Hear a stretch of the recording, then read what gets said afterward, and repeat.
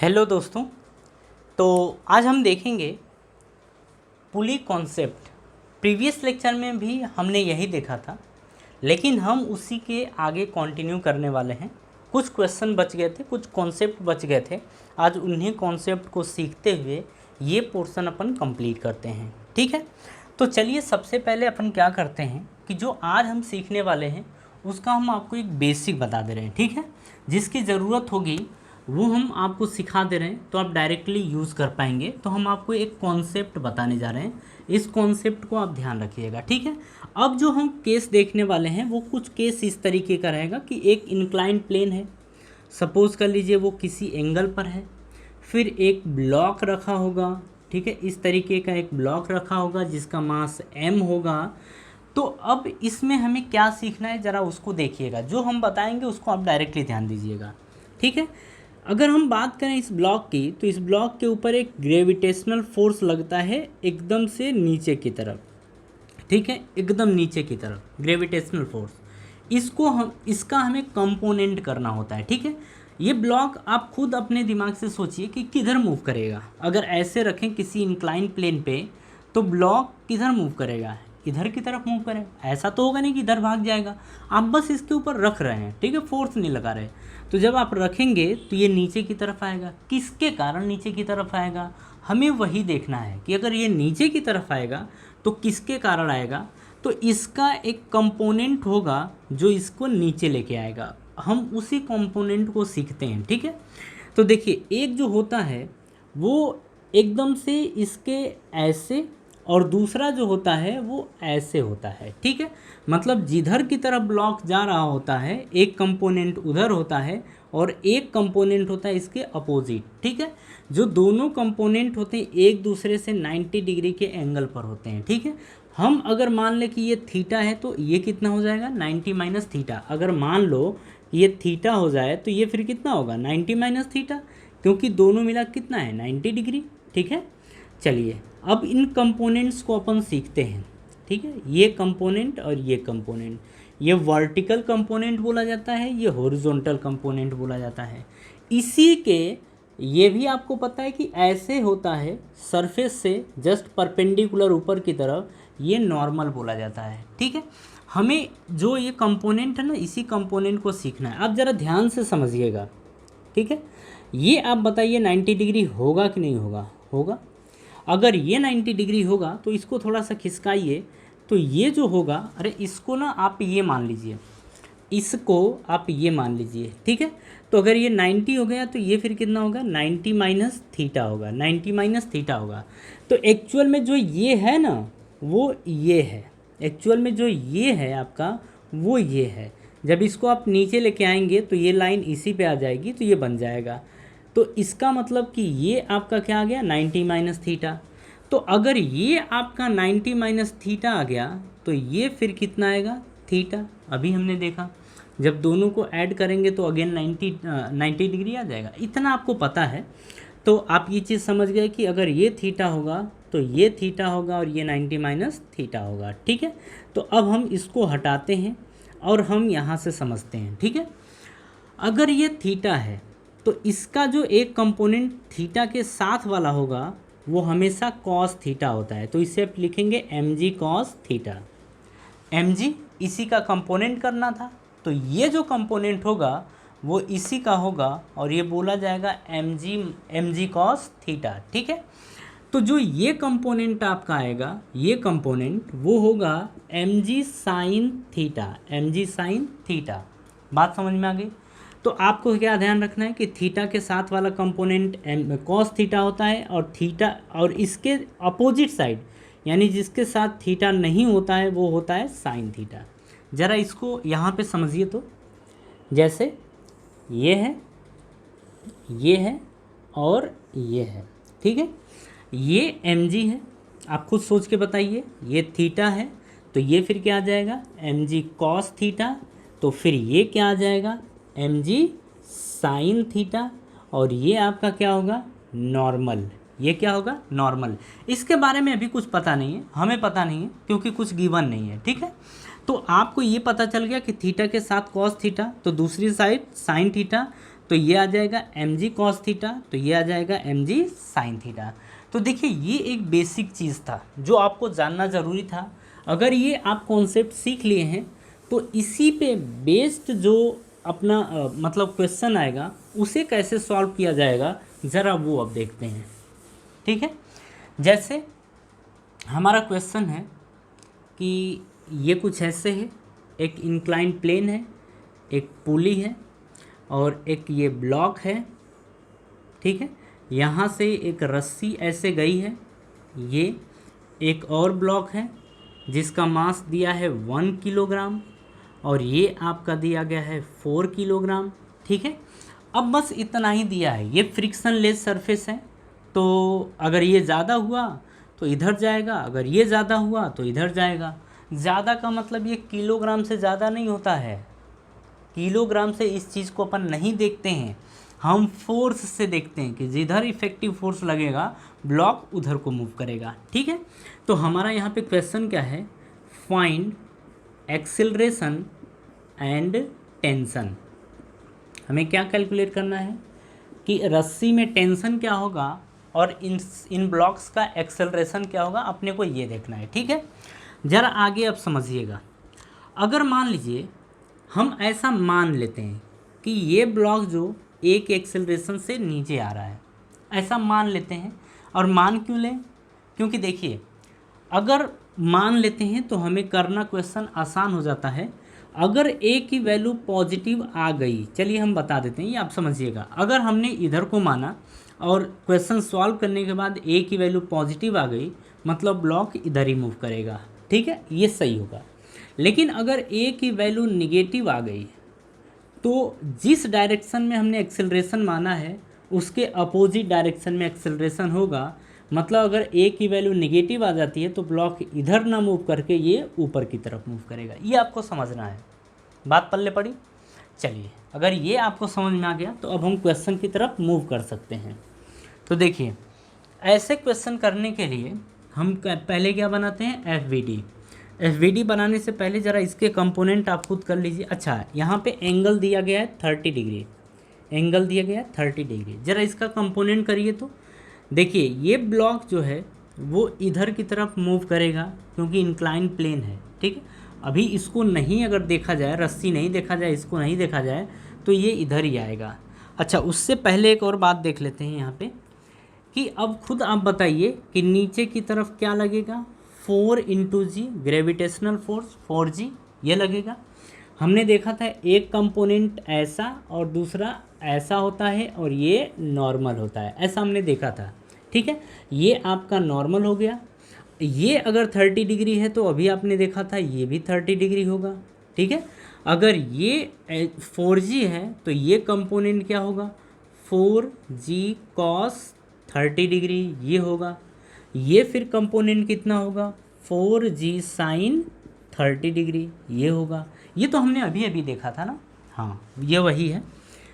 तो देखिए अब ये तो हो गया कंपोनेंट। अब हम रस्सी की बात करते हैं। तो रस्सी में टेंशन अपन टी मान लेते हैं, रस्सी एक ही है तो इससे अवे टी, इससे नीचे टी, इससे अवे टी, यहाँ से ये टी, ऐसा होगा। ठीक है, तो ये तो हो गया। अब ज़रा हम बात करते हैं एफबीडी की। हम बात करेंगे 4 kg के लिए। ठीक है, अब यहाँ पे समझिएगा आप, अगर 4 kg के लिए अपन बात कर रहे हैं तो जैसा बनाया गया है ऐसा, ये कुछ ऐसा, फिर आपका ये इस तरीके से और ये ऐसे, देखिए ऐसे ही दिया है।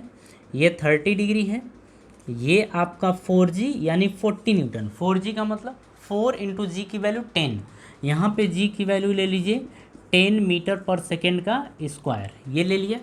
तो अब देखिए ये कंपोनेंट आपका कितना आता था, 4 ये इंटू कॉस थीटा, तो 40 × cos 30 ये हो गया। और ये आपका आता था 40 sin 30, 40 sin 30।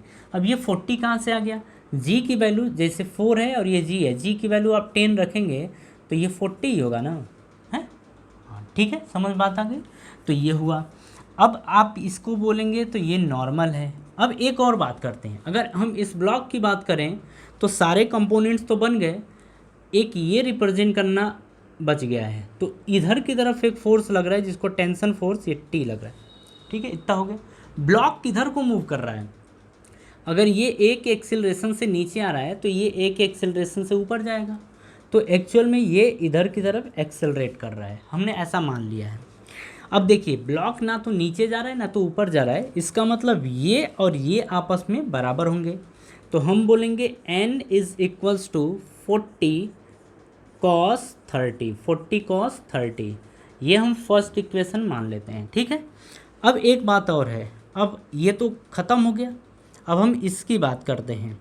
तो ब्लॉक अगर इधर की तरफ मूव कर रहा है तो ये माइनस ये, क्योंकि हमें पता है कि F net is equals to क्या होता है, एम ए होता है, तो ये ज़्यादा है मतलब टी माइनस ये, यानी कि 40 sine 30, 40 sine 30 is equals to mass कितना इसका है 4, तो लिखेंगे 4 एक्सेलरेशन ए, और ये हमारा आ गया सेकेंड इक्वेशन। बात समझ में आ गई ना। तो इसका जो है वो इक्वेशन बन गया, मतलब इससे ये इक्वेशन बना है। अब हम बात करेंगे इसके बाद 1 kg ब्लॉक के लिए।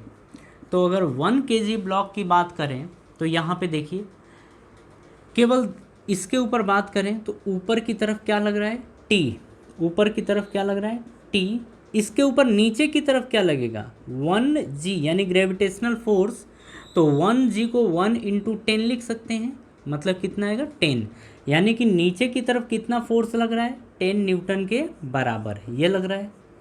अब बताइए कि ये ब्लॉक मूव किधर कर रहा है, नीचे की तरफ, यानी एक्सेलरेट कर रहा है नीचे की तरफ। तो अब यहाँ पे भी हम लिखेंगे F net is equals to m a, F net का मतलब ये माइनस ये, क्योंकि नीचे है ना, ये इफेक्टिव होगा 10 माइनस टी, तो लिखेंगे 10 minus T is equals to m के प्लेस पे 1 kg, तो 1 a, ये हमारा आ गया थर्ड इक्वेशन, ठीक है। अब देखिए इस इक्वेशन की तो यहाँ पे कोई ज़रूरत नहीं है, यहाँ से हम सॉल्व करेंगे, टी की वैल्यू कैलकुलेट करेंगे, लेकिन इसको ज़रा और सॉल्व कर लेते हैं।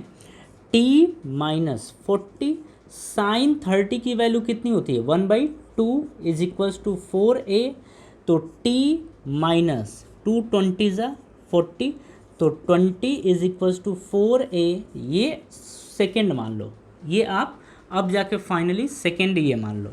तो देखिए t माइनस 20 है और 10 माइनस टी है, तो हम क्या करें, इसको सॉल्व करने के लिए दोनों को जोड़ देते हैं। तो हम बोलेंगे फर्स्ट प्लस सेकेंड, दोनों को जब जोड़ेंगे तो देखो t माइनस ये सेकेंड प्लस थर्ड, तो t माइनस 20, तो t minus 20 is equals to 4a, ये लिख दिया, ठीक है।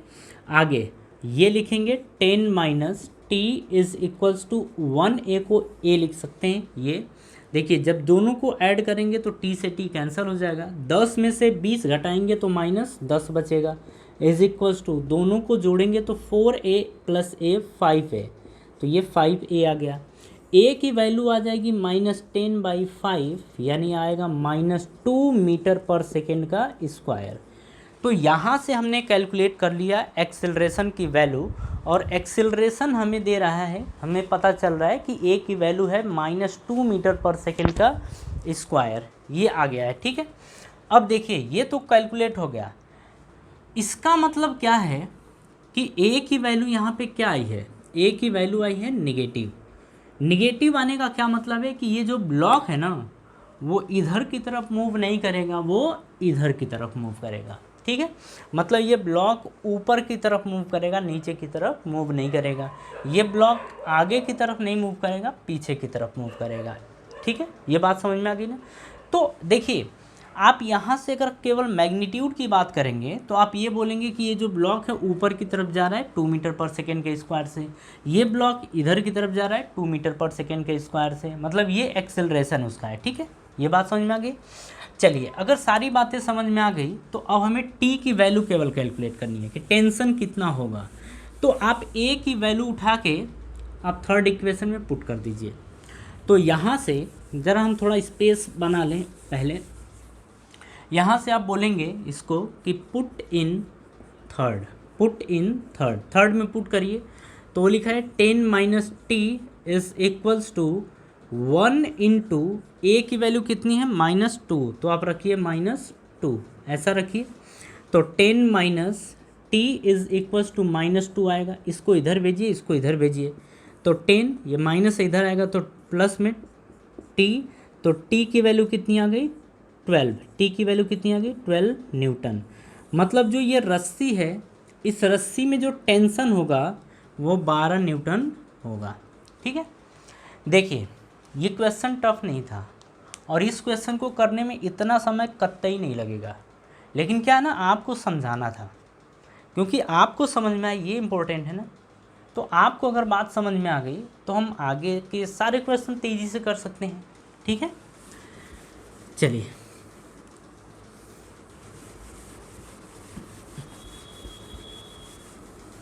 देखिए, अगर आपको सारी बातें समझ में आ गई हैं तो अच्छी बात है, नहीं समझ में आई है तो इस वीडियो को, इतने पार्ट को आप अगेन देखिए, आपको समझ में आ जाएगा। ठीक है, अगर फिर भी दिक्कत हो रही है तो अभी तो हम कुछ और क्वेश्चन उठाएंगे और उसके बाद शायद आपको पूरी बातें समझ में आ जाए, शायद नहीं, समझ में आ जाएगा। ठीक है, चलिए अब ज़रा क्वेश्चन थोड़ा इससे हटके है, उसको देखिए। ये क्वेश्चन कुछ इस तरीके से दिया गया है, ऐसे यहाँ पर एक पुली रखा गया है, एक ब्लॉक है यहाँ पे ऐसे, एक ब्लॉक है यहाँ पर ऐसे, ये इस पुली से जुड़ा हुआ है और ये फिर इस पुली से, इस ब्लॉक से जुड़ा हुआ है, ऐसे है। ठीक है, ये जो रस्सी है पुली से ऊपर होते हुए आई है इधर की तरफ। हाँ, ये बोल रहा है कि ये 4 kg का है और ये 2 kg का है। ये एंगल दे रखा है 53 डिग्री और ये एंगल दे रखा है आपका 37 डिग्री। ठीक है, अब हमसे ये पूछ रहा है कि find acceleration and tension in the tension in the string, ये हमसे क्वेश्चन कर रहा है। ठीक है, तो आप सोचेंगे कि ये ब्लॉक जाएगा किधर, आप ये सोचेंगे कि ये ब्लॉक किधर जाएगा। तो अपन ना मान लेते हैं, हम ऐसा मान लेते हैं कि ब्लॉक इधर की तरफ जाएगा, वो भी ए के एक्सेलरेशन से। तो अगर ये इधर जाएगा तो ये फिर इधर की तरफ जाएगा सेम एक्सेलरेशन से। बात समझ में आ गई? चलिए ज़रा इसका कंपोनेंट बनाते हैं, उसके पहले थोड़ा एक चीज़ और देखते हैं। अगर मान लीजिए टेंशन इसमें टी हो तो यहाँ से टेंशन इधर की तरफ टी, रस्सी सेम है तो ये टी, तो फिर ये टी, ये आपको टेंशन तो लिखना आ ही गया होगा। ठीक है, अब देखिए ज़रा यहाँ पे, अब हम इसके कंपोनेंट बनाएंगे। तो कंपोनेंट कैसे बनेगा ज़रा उसको देखिए। तो हम ना एफ बी डी नीचे बनाते हैं, एफ बी डी ये नीचे बनाते हैं।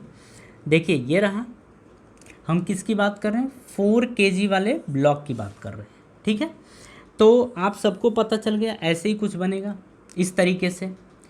ये नीचे की तरफ आएगा, एक ऐसे आएगा। अब ज़रा यहीं देखिए कैसे, यहाँ पे एक जस्ट नीचे की तरफ आएगा 4G।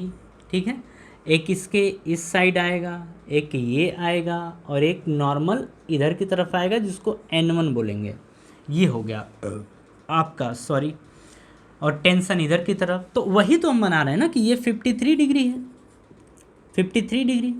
ये 4G का मतलब कितना है, 4 × 10, और 4 × 10 का मतलब 40 न्यूटन। तो ये कितना है आपका 40 न्यूटन। अरे यही है ना, ये 40 न्यूटन हो गया। अब देखिए अगर ये 40 न्यूटन है तो ये आपको पता है कि 40 cos 53 होगा, 40 cos 53। ऐसा क्यों, क्योंकि हमने बताया था थीटा के साथ क्या होता है, cos थीटा। तो फिर ये कितना आएगा, ये आएगा 40 sin 53 डिग्री, ये आएगा। ये आपका नॉर्मल है N1। और देखिए इधर की तरफ एक फोर्स लग रहा है, वो टेंशन फोर्स। तो देखिए ये, तो ये आ गया T। अच्छा, ब्लॉक किधर मूव कर रहा है, ब्लॉक इधर की तरफ मूव कर रहा है, ये A। तो देखिए ब्लॉक ना तो नीचे जा रहा है ना तो ऊपर जा रहा है, इसका मतलब ये और ये फोर्स दोनों आपस में क्या होंगे, बराबर होंगे। तो जब बराबर होंगे, अच्छा इसके पहले हम क्या करें, इसको थोड़ा और सही कर लें। 40 इंटू, अच्छा cos 53 sin 53 में थोड़ा सा देखिएगा, जो sin 53 की वैल्यू होती है वो होती है 4/5 और जो cos 53 की वैल्यू होती है वो होती है 3/5। आपको याद रखना है, ठीक है, ये होता है। अब देखिए तो ये कितना आ जाएगा, cos 53 3/5, 5/40 और 8 त्रिके 24, इसका मतलब ये 24 न्यूटन आ गया। यहाँ पे देखिए तो 40 इंटू 4/5, तो 5/40, तो 8 चौक को 32 न्यूटन, तो ये 32 न्यूटन और ये 24 न्यूटन। बात समझ में आ गई। तो यानी कि जो N1 की वैल्यू है, N1 की जो वैल्यू है वो 24 न्यूटन आ गई है, फर्स्ट मान लीजिए। यहाँ से देखिए, अब हम इस इक्वेशन की बात करें तो ब्लॉक एक्सेलरेट किधर करा, इधर की तरफ, तो हम यहाँ से ये लिखेंगे कि F net is equals to m a, F net यानी कि इधर की तरफ का मतलब 32, अरे ये वैल्यू कितनी है, ये 32 माइनस टी, तो 32 minus T is equals to mass कितना है 4 kg, तो 4a, ये सेकेंड इक्वेशन आ गई। ठीक है, ऐसे ही होगा। जरा इसकी बात करते हैं। इसमें देखिए, आप ऐसे बनाएंगे तो ये 2g आएगा, हाँ बिल्कुल आएगा। अब देखिए, अगर ये रस्सी नहीं होती तो ब्लॉक किधर मूव करता है, नीचे की तरफ, तो एक कंपोनेंट आएगा इस डायरेक्शन में, एक कंपोनेंट आएगा जस्ट इसके ऐसे, ये आ गया, और एक नॉर्मल होगा, तो नॉर्मल को हम N2 बोल देते हैं। ये जो, अच्छा ये 37 है ना, तो ये आपका 37 होगा। ठीक है, अगर ये 37 है तो ये 37 होगा। ठीक, अगर ये 37 हो गया तो अब देखिए यहाँ पे इसकी बात करें तो ये आएगा क्या, अगर ये 2g है तो ये आएगा 2g cos 37, 2g cos 37, ये हो जाएगा। अगर हम इसकी बात करें, एक मिनट, थोड़ा सा इसमें कुछ कन्फ्यूज़न, हाँ कन्फ्यूज़न हो गया, सॉरी, यहाँ कंपोनेंट करने में गड़बड़ हुआ है। ज़रा इसको ध्यान से देखिए कि अगर अगर अगर ये 37 है, ये 37 है, तो ये 90 होगा, तो ये कितना होगा 90 माइनस 37। ठीक है, तो ये इसका मतलब ये कितना होगा 90 माइनस 37, तो ये कितना आएगा 37, ये कितना आएगा 37, तो एक्चुअल में आपका ये 37 आएगा। ठीक है, आप थोड़ा इसको समझ लीजिएगा, अगर थोड़ा आपको कन्फ्यूज़न हो रहा है, मतलब यहाँ पे अगर ज़्यादा रफली दिख रहा है तो आप एक बार समझिएगा। तो अगर ये 2g है तो ये क्या आएगा 2g cos 37, 2g cos 37, तो ये आएगा 2g sin 37, ऐसा हो जाएगा। ठीक है, चाहें तो आप इसको एक बार और बनाइए, यहाँ से बनाइए। देखिए, एक आपका सीधे ऐसा दिख रहा है, एक आपका ऐसा दिख रहा है ऐसे, और एक आपका कुछ इस तरीके से दिख रहा है, यही दिख रहा है। ये आपको दिखाया गया है कि ये 37 है। 2g का मतलब क्या है, यहाँ पे 2g का मतलब 2 इंटू 10 यानी कि 20 न्यूटन, 20 न्यूटन। ठीक है, ऐसा ही, तो ये आपका 20 न्यूटन है। तो ये जो होगा आपका, अच्छा ये कंपोनेंट जो होगा वो होगा 20 cos 37, तो ये आपका होगा 20 sin 37, ये होगा, ये आपका होगा नॉर्मल। ठीक है, और ये देखिए, ये जो है ये टेंशन है, तो ये क्या है टेंशन है। ठीक है, इतना हो गया। ब्लॉक किधर को मूव कर रहा है, ऊपर की तरफ, तो एक एक्सेलरेशन से ऊपर जा रहा है। ठीक है, अब यहाँ पे समझिए कि इसको बनाएंगे कैसे। देखिए नॉर्मल, ये N2 मान लीजिए, तो ये जो ब्लॉक है ना ऊपर जा रहा है ना नीचे, मतलब ये जो ब्लॉक है ना तो इधर जा रहा है ना तो इधर जा रहा है, इसका मतलब ये और ये दोनों आपस में बराबर होंगे। तो बराबर होंगे तो कैसे लिखेंगे, यहाँ पे N2 is equals to 20 cos 37, आप इसको लिख सकते हैं 20 इंटू cos 37 की वैल्यू कितनी होगी, तो हमने लिखा नहीं ना, हाँ, तो देखिए यहाँ से जो sin 37 की वैल्यू होती है वो 3/5 होती है, और जो cos 37 की वैल्यू होती है वो होती है 4/5। कितनी होती है 4/5, तो उसे ज़रा ध्यान से देखिएगा। sin 37 की वैल्यू 3/5 और cos 37 की वैल्यू 4/5, तो cos 37 की वैल्यू 4/5, तो 5 चौक को 20 और 4 चौक को 16, तो ये 16 न्यूटन आ गया। यानी N2 की वैल्यू कितनी आ गई है 16 न्यूटन। इसको थर्ड इक्वेशन मान लीजिए। ठीक है, अच्छा इसकी ज़रूरत यहाँ नहीं पड़ेगी, फ्रिक्शन में पड़ेगी, हमने पहले ही बता दिया है, इसीलिए हम लिखते जा रहे हैं क्योंकि फ्रिक्शन में हमें ये निकालने में दिक्कत ना हो। ठीक है, चलिए अब ये आ गया। अब हम बात करेंगे इसकी बात करेंगे, तो यहाँ से लिखेंगे F net is equals to m a. अब ये ऊपर की तरफ जा रहा है, मतलब टी माइनस दिस। तो अगर इसकी बात करें तो 20 इंटू साइन 37 की वैल्यू 3/5, 5 चौक को 20, तो 4 तेई 12, तो ये 12 न्यूटन हो गया। तो नीचे की तरफ 12 न्यूटन, तो T माइनस 12, तो यहाँ लिखेंगे T minus 12 is equals to mass कितना है, मास है 2 kg, तो 2a, ये हमारा आ गया फोर्थ इक्वेशन। क्या आ गया, फोर्थ इक्वेशन। तो देखिए ये इक्वेशन तो बन गई, और इसमें बनाने में आपको दिक्कत नहीं होगी, क्योंकि ऐसा हमने पीछे बनाया था, तो ये वही तो है ना। ठीक है, चलिए अब थोड़ा इरेज करते हैं, और यहाँ से हम सॉल्व करते हैं एक्सेलरेशन के लिए और टेंशन के लिए। ठीक है, एक इक्वेशन आपकी ये बन गई है, और इसको भी ज़रा अब हम इरेज कर रहे हैं, क्योंकि बात समझ में आपको आ गई है। और एक इक्वेशन ये नीचे बन गई है। ठीक है, ये 2 इक्वेशन बनी है। तो अब हम बोलेंगे कि इन दोनों को आप जोड़ दीजिए। मतलब आप क्या करिए कि सेकेंड प्लस 4 करिए, दोनों को जब जोड़ेंगे तो सेकेंड तो है 32 minus T is equals to 4a, ये सेकेंड है आपका। और इसके बाद आप फोर्थ को जोड़िए, कितना है t minus 12 is equals to 2a, ये हमारा फोर्थ है। जब दोनों को हम ऐड करेंगे तो देखिए t माइनस में t प्लस में कैंसिल हो गया। ठीक है, 32 और ये माइनस 12, 32 में से 12 घटाएंगे तो बचेगा 20, वो भी प्लस में, is equals to 4a plus 2a 6a, ये आएगा। तो a की वैल्यू कितनी आएगी, 20/6, कट करेंगे तो 2 दहाँ पे 20 और 2 तेई 6, यानी 10/3, कितना आ गया 10/3 मीटर पर सेकेंड का स्क्वायर। तो अब यहाँ पे देखिए एक्सेलरेशन की वैल्यू 10/3 आई है, मतलब a इक्वल्स टू 10/3 मीटर पर सेकेंड का स्क्वायर, और ये आपको पॉजिटिव दिख रहा है। हाँ बिल्कुल पॉजिटिव है, इसका मतलब जो हमने माना था वो सही है, ब्लॉक इधर को ही मूव करेगा, ब्लॉक इधर को ही मूव करेगा। ठीक है, अब इसी वैल्यू को उठा के पुट कर दीजिए फोर्थ में, तो आप बोलिए इसको पुट इन फोर्थ। अगर फोर्थ में या सेकेंड में किसी में पुट कर दीजिए, यहाँ पुट करते हैं t माइनस 12 बराबर 2 इंटू ए के प्लेस पे 10/3, ऐसा। तो इसको आप इधर भेजेंगे तो प्लस हो जाएगा, तो ये आएगा 2 दहाँ पे 20, 20/3 प्लस 12, ऐसा।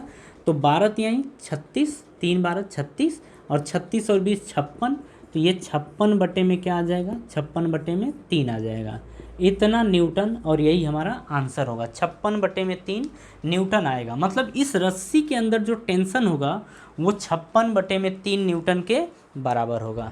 ठीक है, क्वेश्चन आपको समझ में आ गया, किस तरीके से सॉल्व किया जाएगा ये भी आपको समझ में आ गया। तो देखिए 2 तरीके के क्वेश्चन थे, दोनों तरीके के क्वेश्चन हम सॉल्व कर लिए हैं। ठीक है, तो अगर पुली पे बेस्ड क्वेश्चन, पुली है, रस्सी है, ब्लॉक है, अगर इस पे बेस्ड क्वेश्चन आता है, फ्रिक्शनलेस सरफेस है, तो हम क्वेश्चन को सॉल्व कर सकते हैं। आप समझ लिए कि कंपोनेंट कैसे बनाए जाते हैं, कंपोनेंट कैसे निकाला जाता है, ये भी आपको पता चल गया। लेकिन हाँ, कंपोनेंट वाला जो पोर्शन है उसे आप डायरेक्टली ध्यान रखिएगा कि थीटा के साथ कॉस थीटा आएगा, तो थीटा जिधर तो दूसरी साइड क्या आएगा, साइन थीटा, दूसरी साइड क्या आएगा, साइन थीटा। ठीक है, तो ये तो पुली बेस्ड क्वेश्चन था। अब हम ज़रा बात करते हैं कि अगर बंदर किसी रस्सी के थ्रू ऊपर की तरफ क्लाइंब करता है, यानी चढ़ता है, तो फिर उस समय टेंशन क्या होनी चाहिए, मैक्सिमम टेंशन क्या होनी चाहिए, मैक्सिमम एक्सेलरेशन उसका क्या होना चाहिए, जिससे वो रस्सी ना टूटे, जिससे वो रस्सी ना टूटे। मैक्सिमम की बात कर रहा है कि मैक्सिमम आप उसको, बंदर को कितना तेज़ रस्सी के ऊपर चढ़ा सकते हैं या उतार सकते हैं जिससे वो रस्सी ब्रेक ना हो। तो ब्रेकिंग स्ट्रेंथ अपन ये पढ़ने वाले, मतलब हमारी हेडिंग होने वाली है ब्रेकिंग स्ट्रेंथ, और इसके कॉन्सेप्ट को भी आप समझिएगा। ठीक है, SCV, अगर SC वर्मा की बात करें तो उसमें बंदर से रिलेटेड क्वेश्चंस हैं, आपके बुक में भी है। तो हम जा रहे हैं यहाँ पे पढ़ने ब्रेकिंग स्ट्रेंथ। अब समझिएगा, हम इसमें ये बोलते हैं कि it is the maximum tension that the string can bear. It is the maximum tension that string can bear. ठीक है, तो हम ये बोलते हैं कि ये मैक्सिमम टेंशन होता है किसी रस्सी के अंदर जो स्ट्रिंग झेल सकती है। ठीक है, तो अगर हम ब्रेकिंग स्ट्रेंथ की बात करें तो हम ऐसा बोल सकते हैं कि it is the maximum tension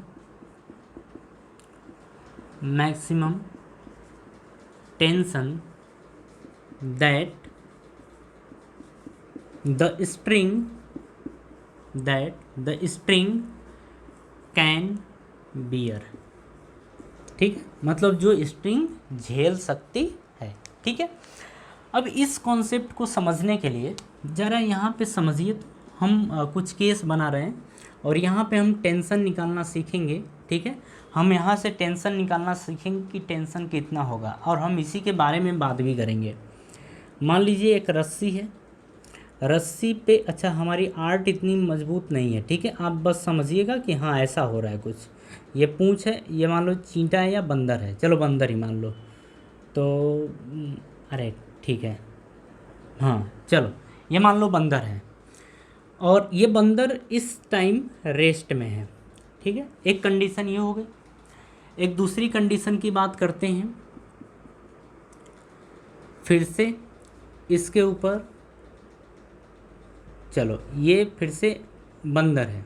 ठीक है, ये नेवला लग रहा है ना, हाँ लेकिन चलो बंदर मान लो इसको। ये बंदर है, ये ऊपर की तरफ जा रहा है एक एक्सेलरेशन से। कितने से? एक एक्सेलरेशन से ऊपर जा रहा है। अच्छा, इसके पहले एक और कंडीशन देखते हैं। मान लेते हैं कि ये कांस्टेंट वेलोसिटी से जा रहा है, कांस्टेंट वेलोसिटी से जा रहा है। ठीक है, एक और कंडीशन अपन ले लेते हैं यहाँ पे, ध्यान से समझिएगा। इसी कंडीशन के हिसाब से क्वेश्चन होने वाले हैं। अगर ये चीज़ें आप सीख गए तो आप क्वेश्चन करना भी सीख जाएंगे। ठीक है, तो ये हो गया। अब सपोज कर लीजिए कि ये बंदर ऊपर की तरफ एक एक्सेलरेशन से क्लाइंब कर रहा है, चढ़ रहा है। एक और कंडीशन यहीं बीच में ले लेते हैं। हाँ,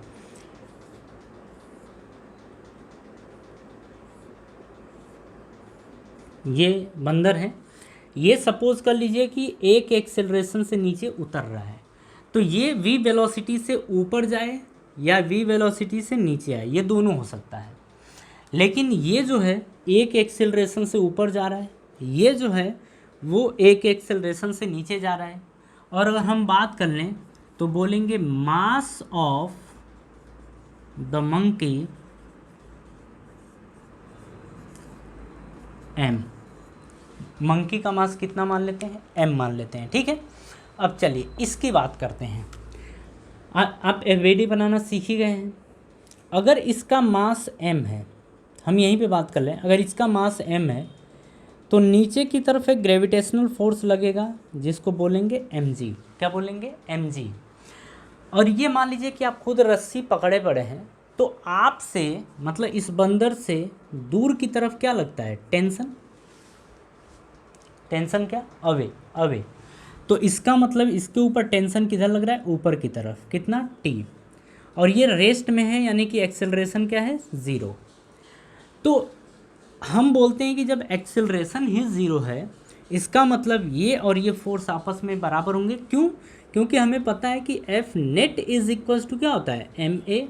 ये होता है एक्सेलरेशन 0, यानी एफ नेट इक्वल्स टू 0, ऐसा होगा। आप इसमें से किसी को भी ज़्यादा मान लीजिए तो t minus m g is equals to क्या हो जाएगा? 0। तो यहाँ से t इज इक्वल्स टू क्या आ जाएगा? mg। मतलब यहाँ पर जो टेंशन होगा वो टेंशन कितना होगा? mg के बराबर, मतलब इसके ग्रेविटेशनल फोर्स के बराबर, यही होगा। तो ये तो बात समझ में आ गई। ज़रा यहाँ पे आते हैं। यहाँ पे भी आप देखेंगे नीचे की तरफ क्या लगेगा? mg। इस रस्सी में ऊपर की तरफ क्या होगा? टेंशन, ये होगा। तो हम यहाँ पे फिर से लिखेंगे F net is equals to m a ये कांस्टेंट वेलोसिटी, और कांस्टेंट वेलोसिटी पे एक्सेलरेशन क्या होता है, ज़ीरो होता है, ठीक है। एफ नेट किसी को फिर से मान लीजिए टी माइनस एम जी, तो ये किसके बराबर, ज़ीरो के बराबर, तो टी इज इक्वल्स टू क्या आ जाएगा, एम जी। यहाँ पर अगर ये बंदर कांस्टेंट वेलोसिटी से ऊपर चढ़े या नीचे चढ़े तो जो इसके अंदर टेंशन होगा वो केवल एम जी के बराबर होगा। किसके बराबर होगा, एम जी के बराबर होगा। चलिए ये तो बात आपको समझ में आ गई। आगे के पॉइंट की बात करते हैं, इस वाले केस की बात करते हैं। तो नीचे की तरफ क्या लगेगा, एम जी, बिल्कुल। ऊपर की तरफ क्या लगेगा, अरे इसके हाथ जो है ना, हाथ से पकड़ा है, ये वही टेंशन है, टेंशन। तो F net is equals to क्या लिखेंगे, एम ए। तो यहाँ पे मास भी गिवन है और एक्सेलरेशन भी गिवन है, तो F net is equals to क्या लिख देंगे, एम ए लिखेंगे। अब देखिए इफेक्टिव फोर्स की बात करें तो बंदर किधर चढ़ रहा है, ऊपर की तरफ, यानी कि टेंशन ज़्यादा, एम जी कम। तो T minus m g is equals to लिखेंगे मास इंटू एक्सेलरेशन। तो यहाँ से जो t की वैल्यू आई है वो आ गई है m a plus m g. तो अब खुद आप देखिए रस्सी के अंदर टेंशन क्या हो गई, ज़्यादा। पहले क्या था, केवल एम जी, पहले क्या था, एम जी। लेकिन जब बंदर ऊपर जा रहा है तो टेंशन बढ़ गया, कितना, एम ए बढ़ गया, कितना बढ़ गया, एम ए बढ़ गया। तो ये ध्यान रखने वाली चीज़ है, आप खुद महसूस कर सकते हैं कि जब आप रस्सी के थ्रू ऊपर चढ़ेंगे तो जो रस्सी होगी वो ज़्यादा टाइट होती है, मतलब उसके अंदर टेंशन जो होता है ना वो ज़्यादा होता है और ज़्यादा चांस होते हैं उसको टूटने के, ठीक है, ये महसूस कर सकते हैं। चलिए इस कंडीशन की बात करें, नीचे की तरफ क्या लगेगा, एम जी, ऊपर की तरफ क्या लगेगा, टेंशन। तो अब देखिए यहाँ से फिर से लिखेंगे F net is equals to m a, F net m g minus T, तो लिखेंगे m g minus T is equals to m a. तो t इज इक्वल्स टू, अगर इसको इधर भेजेंगे तो इसको इधर भेजिए, तो एम जी माइनस क्या आ जाएगा, एम ए आ जाएगा, m g minus m a. तो यहाँ से देखिए जब बंदर नीचे उतर रहा है तो जो टेंशन आ रही है वो एम जी माइनस ए के बराबर आ रही है, यानी कि जो टेंशन है वो पहले से कितना कम हो गया है, एम ए, पहले से कितना कम हो गया है, एम ए कम हो गया है। बात समझ में आ गई। चलिए अगर ये सारी चीज़ें आप समझ गए, वैसे कहीं डाउट तो नहीं होना चाहिए, रेस्ट में मतलब टी और एम जी, टी और एम जी आपस में बराबर होंगे, जो टेंशन होगा इसके अंदर वो इसके ग्रेविटेशनल फोर्स के बराबर होगा, यहाँ पर जो टेंशन होगा वो भी ग्रेविटेशनल फोर्स के बराबर होगा, यहाँ पर जो टेंशन होगा वो ग्रेविटेशनल फोर्स से एम ए ज़्यादा होगा, यहाँ पर जो टेंशन होगा वो ग्रेविटेशनल फोर्स से एम ए कम होगा। क्योंकि जब हम रस्सी के थ्रू नीचे उतरते हैं तो टेंशन कम होता है, रस्सी में टेंशन कम होता है, ठीक है, लेकिन चढ़ते हैं ना तो रस्सी मतलब रस्सी के थ्रू जब चढ़ते हैं तो टेंशन उस टाइम बढ़ जाता है, ठीक है, ये हुआ। तो ये तो अभी टेंशन की बात कर रहे थे, अभी मैक्सिमम वर्ड नहीं आया, अभी हम नॉर्मली देख रहे हैं टेंशन कि जो टेंशन होगा वो बढ़ेगा घटेगा, कब क्या होगा, इसकी बात कर रहे हैं। अब हम बात करेंगे जो हमारी हेडिंग है ब्रेकिंग स्ट्रेंथ, इसकी बात करेंगे, ठीक है। इसमें क्या होगा कि किसी रस्सी के ऊपर बंदर को कितना तेज़ चढ़ाएं या कितना मैक्सिमम एक्सेलरेट करा सकते हैं कि वो रस्सी ना टूटे, ठीक है, या एक्सेलरेट कितना तेज़ी से बंदर, मान लीजिए कि दिया एक्सेलरेशन की इतना एक्सेलरेशन दिया है, आप ये बताइए रस्सी टूटेगी कि नहीं टूटेगी, अपन अपने को ये भी क्वेश्चन दे सकता है, ठीक है। चलिए ज़रा यहाँ पे क्वेश्चन देखते हैं, ये दिया है, यहाँ से एक रस्सी है,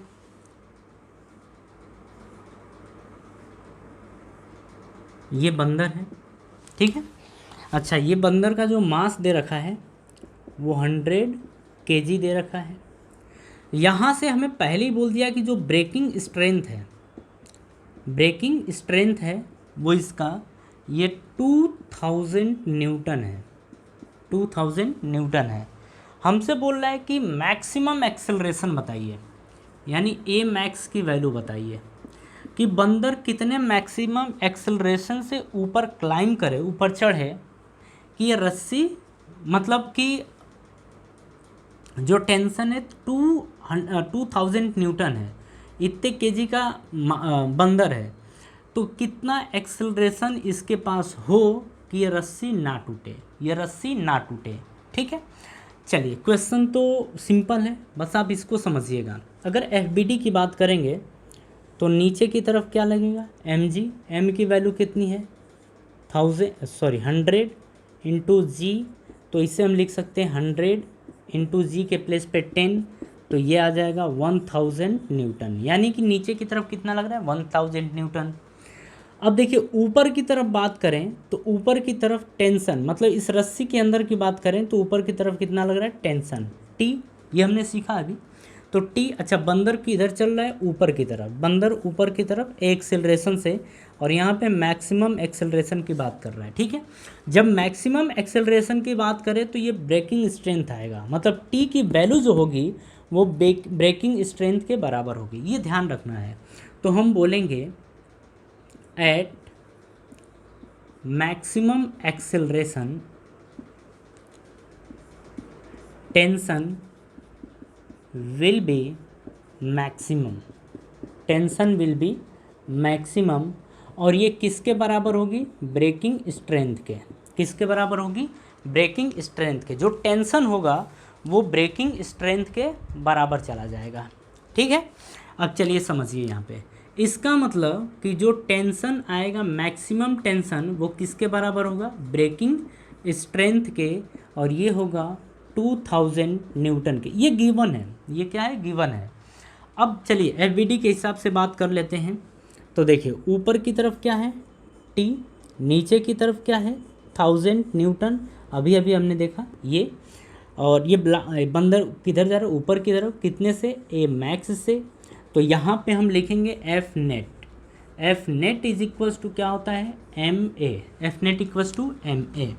अब देखिए ऊपर जा रहा है तो टी माइनस दिस, तो टी माइनस ये 1000, तो ये लिखेंगे 1000 इज इक्वल्स टू मास कितना है 100 kg, तो 100 इंटू एक्सेलरेशन कितना है ए, तो यहाँ से ए मैक्स लिखेंगे, क्या लिखेंगे ए मैक्स या मैक्सिमम एक्सेलरेशन।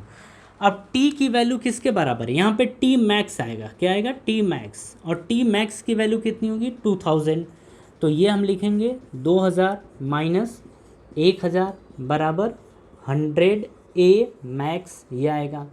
यहाँ से 2000 में से 1000 घटाएंगे तो 1000 बचेगा, तो 1000 बराबर 100 ए मैक्स, ये आएगा।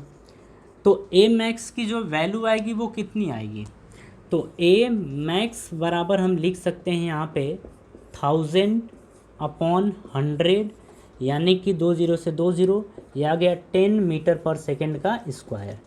तो इसका मतलब ये है कि इस रस्सी पे बंदर 10 मीटर पर सेकेंड से 10 मीटर पर सेकेंड के स्क्वायर से एक्सेलरेट कर सकता है।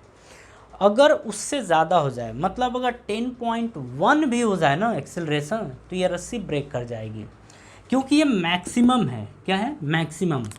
तो अगर हमसे ये बोल दे कि बताइए कि कितने एक्सेलरेशन पे रस्सी ब्रेक कर जाएगी, तो हम बोलेंगे कि जो ए आया है ना 10 मीटर पर सेकेंड का स्क्वायर, इससे ज़्यादा हो जाए, मतलब ए की वैल्यू जो है वो 10 मीटर पर सेकेंड इसके स्क्वायर से ज़्यादा हो जाए, तो रस्सी क्या करेगी ब्रेक कर जाएगी, रस्सी ब्रेक हो जाएगी।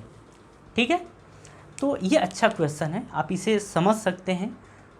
ठीक है, और हमारे एनसीईआरटी में ये क्वेश्चन है इस टाइप का, तो अपन देखेंगे उसको भी। ठीक है, चलिए कॉपी कर लीजिए एक बार।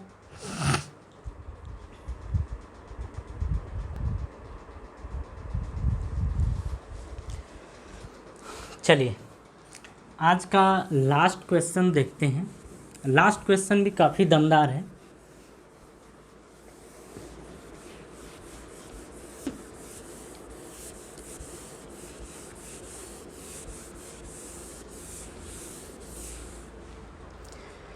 देखिए क्वेश्चन हमारा क्या दिया गया है,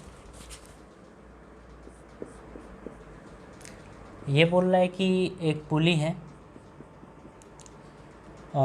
ये एक पुली है और यहाँ से एक रस्सी है और यहाँ पर एक आदमी है। जो ये रस्सी पकड़े पड़ा है, ठीक है, रस्सी पकड़े हुए है, और यहाँ पर एक ब्लॉक है जो आपका 10 किलोग्राम का है, ठीक है, और ये जो पूरा का पूरा सिस्टम है ये रेस्ट पर है। किसमें? रेस्ट पर। तो यहाँ से हमसे ये बोल रहा है find N exerted by man, find N exerted by man on the ground, on the ground।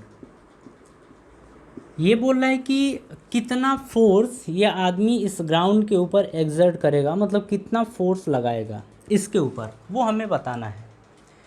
Sorry, normal force बताना है कि ये जो ग्राउंड है इस आदमी के ऊपर कितना नॉर्मल फोर्स लगाएगी, ये हमको बताना है, ठीक है। तो देखिए क्वेश्चन ध्यान से समझिएगा, इतना टफ नहीं, बहुत इजी क्वेश्चन है। अगर हम इसकी बात करें तो नीचे की तरफ क्या लगेगा? 10G ऐसा लगेगा।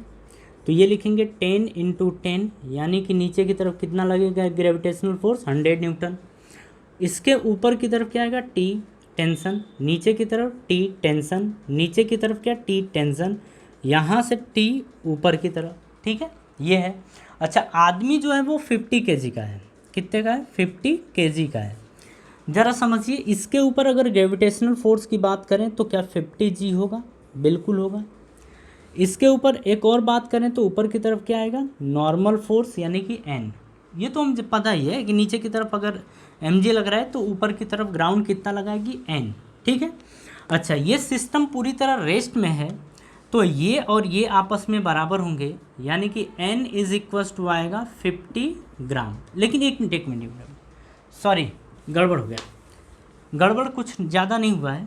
अच्छा, इस आदमी की बात करें, अगर इस FVD बनाए इसका, किसका? आदमी का, तो ये 50 kg का आदमी है, इसका हम FVD बना रहे हैं।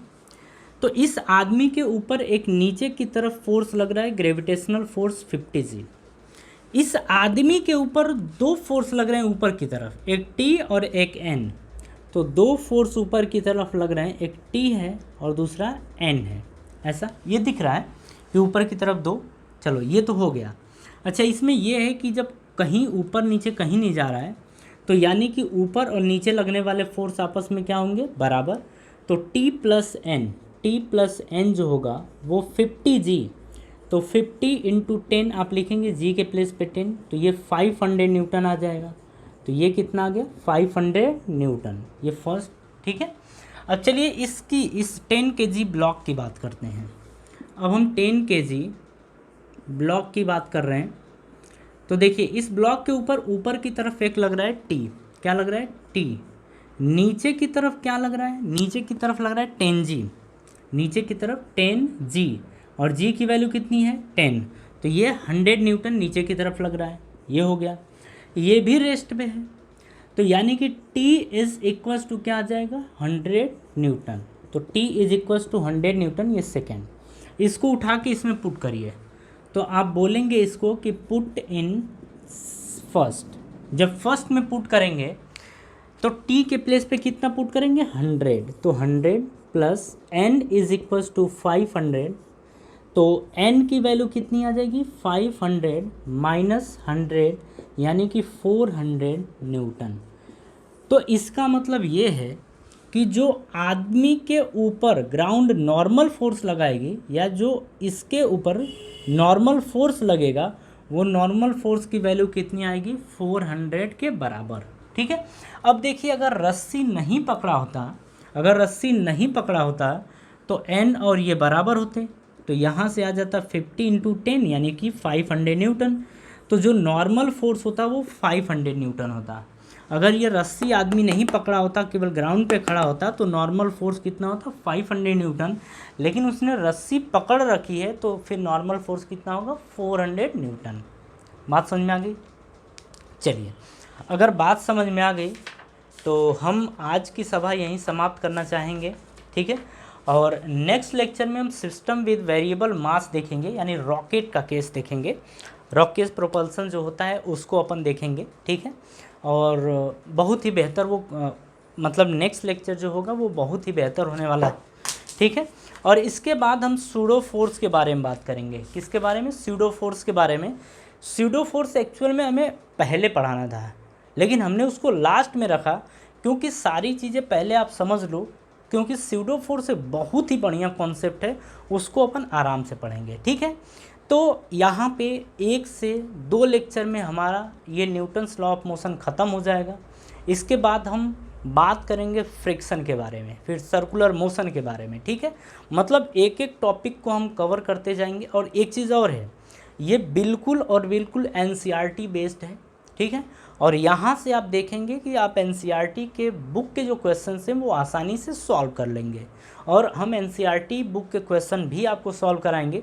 और आप देखेंगे भी कि अगर आपने ये जो 9-10 लेक्चर हुए हैं किसके, एनएलएम के, अगर वो आपने पढ़े हैं तो एनसीईआरटी आपसे फंसने वाला नहीं है, ये हमारी गारंटी है, ठीक है। तो चलिए अब मिलते हैं नेक्स्ट लेक्चर में। और एक चीज़ और है, अगर आपको बात समझ में आती है, लेक्चर अच्छा लगता है, तो आप दोस्तों के साथ ज़रूर शेयर करिए और लाइक करना ना भूलिए, ठीक है। चलिए, थैंक यू।